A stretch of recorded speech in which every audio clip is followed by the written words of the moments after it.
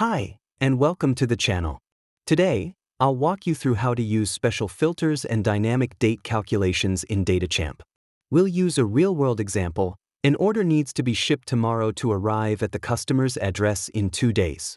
Here's how it works. When a new order is placed, we automatically assign a tag containing the planned delivery date, such as 2025 July 30th. This tells us the order must be shipped tomorrow to meet the 2-day delivery window. Let's get started. First, create a new report and select Orders as the report type. Then, add the columns you need. In this case, we'll browse for the order number. You can remove any columns you don't need. Next, let's add the required values for a DPD shipment as custom columns. Number of parcels, set the value to 1. Service code. Enter your service value, for example, PE24. Enhanced compensation. Use the value N to disable insurance coverage. Delivery notification.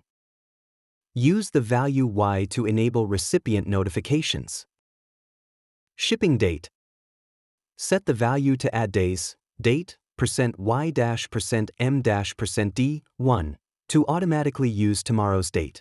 The formula addDays adds 1 day to today's date, dynamically setting the shipping date to tomorrow. Now, let's apply filters to target the right orders. We need orders that are unfulfilled, will be delivered via DPD, and have a delivery date tag set for 2 days from now. First, set the fulfillment status to unfulfilled. Next, for the shipping method, title, set the condition to includes and the value to DPD. Finally, set the tag filter to equals and use the value addDays, date, %y-%m-%d2. It's crucial that the date format in your tag matches the format generated by the filter. If the formats are different, the filter won't find a match. You can easily change the filter. For example, to find orders that should be delivered in 4 days, simply change the tag filter. If you store the delivery date in a custom attribute instead of a tag, you can adjust the filter to use custom attributes. Click Preview to verify that the results are correct. You should see the order number and the filled custom columns. Once you've confirmed the data is accurate, give your report a clear name, such as Daily DPD Export, and then click Save and Run.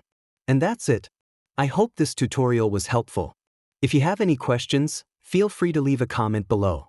See you in the next video.